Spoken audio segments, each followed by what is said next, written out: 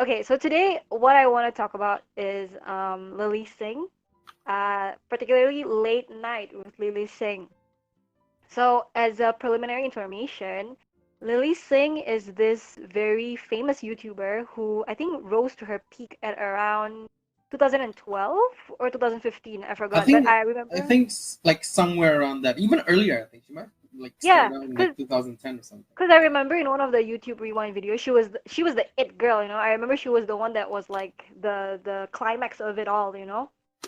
Uh, Um, and I think I was kind of a fan of hers. I mean, at the time, like I thought she was super cool, and like I liked how spunky she was. Like she wasn't too girly for me, and like she was very not, I mean, not tomboyish, but she was just something, a girl that like I associated myself with in a way of how she carries herself. Like not too girly.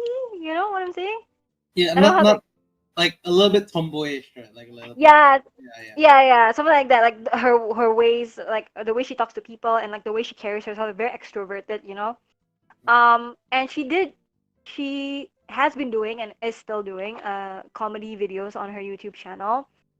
Um, and so far her comedies usually like span topics on how she was raised as an Indian, but born in Canada, Toronto. So she Yeah, yeah. kind of has like jokes about like her culture, like how Indian parents. I think one of her trope is always Indian parents stuff.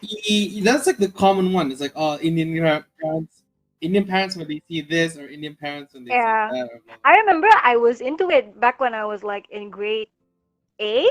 Oh no, grade 9.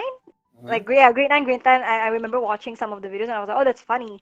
But then now, like whenever I have that in my recommendations, like, I don't even open Like it check them anymore. out anymore. I think it has something to do with like not only I don't think it's actually her. I think it's just more of like I've grown up to do that kind of humor. I think my humor kind of like has changed over the course of time probably. I think it got much darker as well. But Yeah. but I mean, like, I don't see a problem with what she's doing, Hmm. but I do see where people are coming against her, and what people are going against her uh, for some of the controversial stuff that she's done. So I think you also know, since we've kind of had like this agreement, like we more or less know what's going on with Lilly Singh.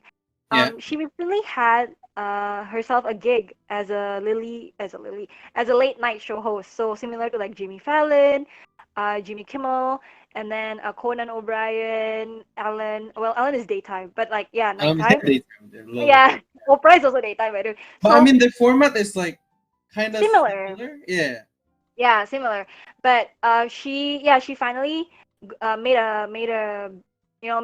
a gig into television format outlet, not only YouTube.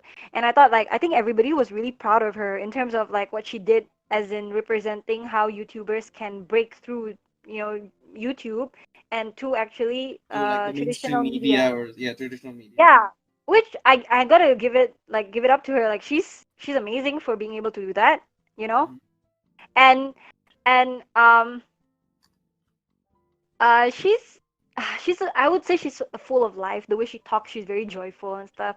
But I personally don't like some of the things that she says, or some of the things that she kind of like pushes to other people, particularly her agendas.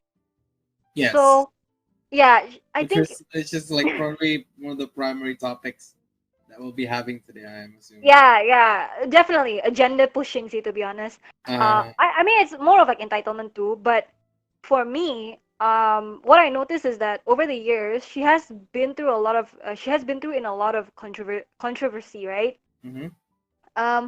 Particularly, it's always something to do with how she kind of plays the race card as to how she's a minority, or how she's a bisexual, or how she's a woman.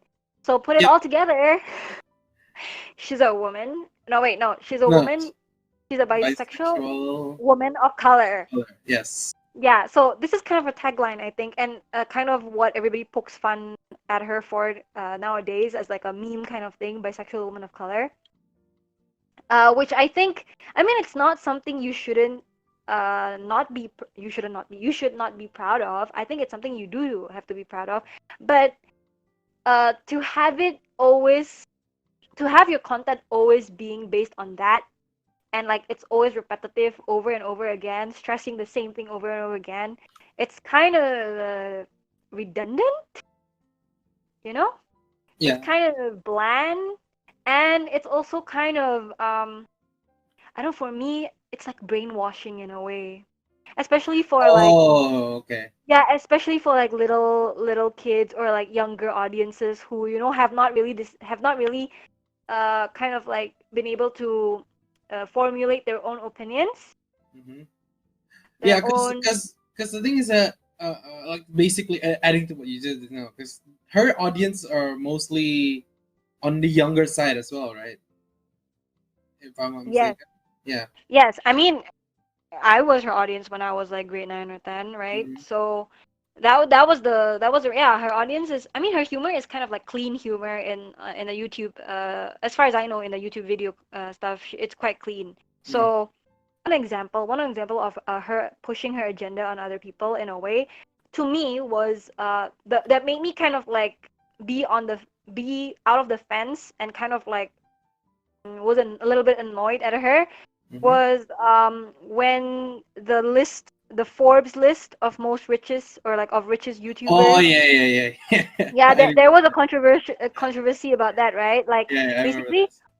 all the names that were listed there were coincidentally all men.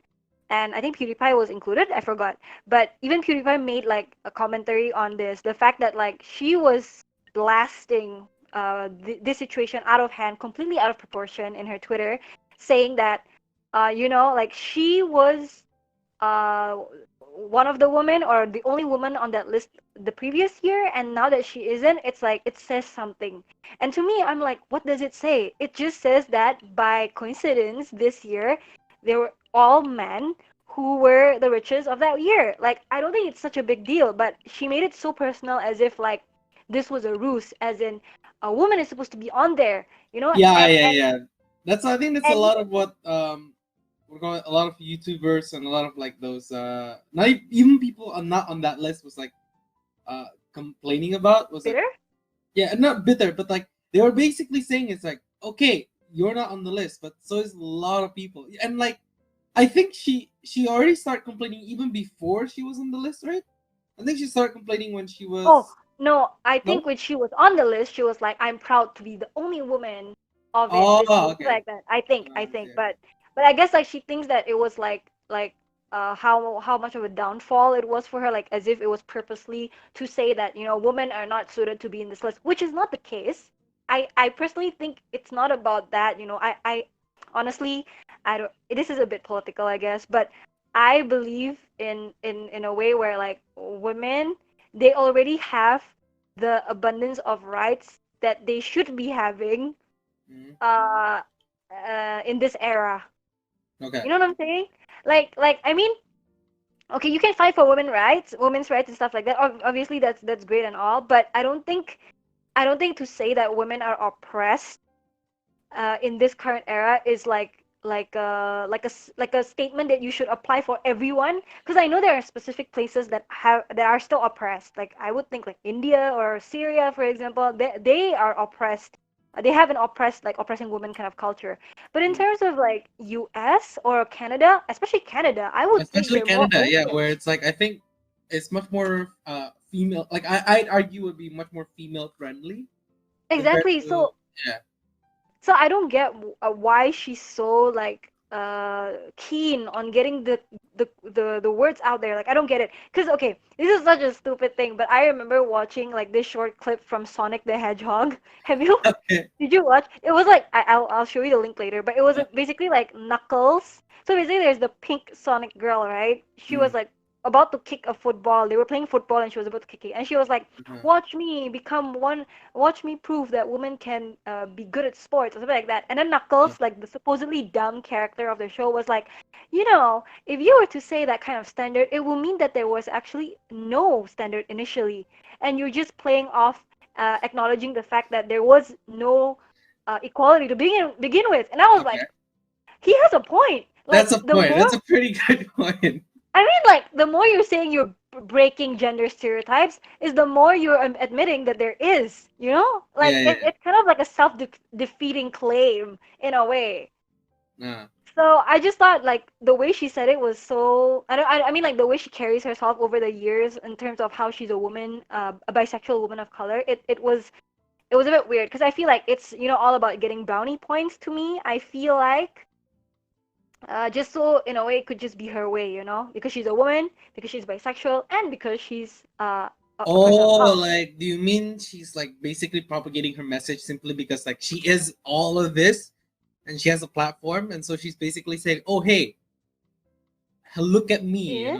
look at like this. Is that what you mean? Or Yeah, I think it's for me it's more of like I think she's trying to differentiate herself from the norm, uh where but at the same time there is no norm that she should be differentiating from because there's no norm at all essentially. You know what I'm saying? oh, okay. To me, I think that was just one part that I didn't agree with her. So like, I didn't really follow her and stuff like that. Not out of Mm, hate, just because I don't really vibe with her stuff anymore. mm. And then recently, she starred in her own, late night show, which we've mentioned. And I'm realizing the more and more agenda pushing uh motion that she's been doing through this late night show that she's doing. Mm. So what I wanted, or initially what I wanted to do was, my plan was actually, because I've already watched a few commentaries about her, right? I've watched a few like videos reacting to her comedy, reacting to her monologues, talking about how like her perception of like women, and by how it's like what is it called? How it's better than every other man in this world, or any Oh, yeah, other yeah, white yeah, man. yeah. Okay, okay, yeah, yeah. Like her I've opinion watched. is more valid because she's a bisexual woman of color, Yeah, right? yeah, like Yeah. that. Yeah. And because she's different and she's able to put it out there even though everyone else is so different. But yeah, like for me, what was after watching the commentary, my original plan was that I wanted to actually watch her show. Like I wanted to actually see for myself how bad people think it is. Okay. I wanted to see, is it really as bad as it was. So my plan was, I realized she actually has 30 episodes out in total for season 1, which is a lot. So I Already. thought I Yeah. would, yeah, my plan was originally to watch the first episode, the 15th episode, and then the last episode, just to see whether she had any, Like changes between. changes between her first Yeah, yeah, monologue. Because yeah. the thing is that when I found out that she had a show, because the thing is that okay, compared to you, like in my perspective, yeah, Mm. I was like I didn't even know about Lilly Singh until much later on, like in YouTube. Oh, Yeah, yeah. Because yeah. I didn't even know who Lilly Singh was until maybe until the Forbes thing. Oh, really? Yeah, or at the very least, like a few years before, like a 2 or 1 year before that. Oh, Yeah, yeah, okay. because the thing is that Lilly Singh was not recommended to me, or at least it like she wasn't part of the demographic where um I would like watch essentially. Because back then, I think most of the thing I watched were like science channels and like weird gaming channels. If that makes any sense. Mm-hmm. Right, and she Yeah. didn't really cover that. You know, like I think I was aware that she's part of like the recommended group, but I have no like I Uh, didn't really understand what her content was, and I didn't really understand who she was or why it is that she was like she was really popular up until the Forbes thing, and then like I that's when I actually started. Oh hey, like oh I'm gonna like who is this? I want to see who this person is, blah, blah blah. And that's when I started actually watching her videos. Like, Well, for me, I think I was the opposite of you. I think during that time when you were watching science and whether gaming kind of yeah, videos, gaming channels. Yep. I was watching like kind of like, what is it called, words comedy. So it's like relatable comedies. And then do you know this channel called Community Channel? She was one of my favorite as well. No, I'm sorry. Basically, I think I have. basically it's relatable comedy. I think that was on the rise at the time, and I thought it was Okay. funny. But some of them were like like some of them were executed very excellently, and it Mm-hmm. was funny. Like Community Channel was good, and I think at the time Lilly Singh was also quite like funny too. But over the course of time, people realized how relatable comedy has kind of killed comedy in the aspect that it became so like nuanced that no one else has new ideas, or it's very rare to find someone uh who makes comedy not out of relatability, you know? Ah, okay. Yeah. But yeah, so I knew Lilly Singh because of that, right? And you knew her during the Forbes situation. So I guess the way we see her is kind of in a different light, because Yeah, yeah. I saw her from like when she's recorded by herself behind with like pasted wallpapers, and like her wearing a hat, and then she says, "What's up? It's Superwoman," or something like that. So Mm, to me it was like a growth that I saw within her, but it was the agenda that was still not that I was still not vibing with.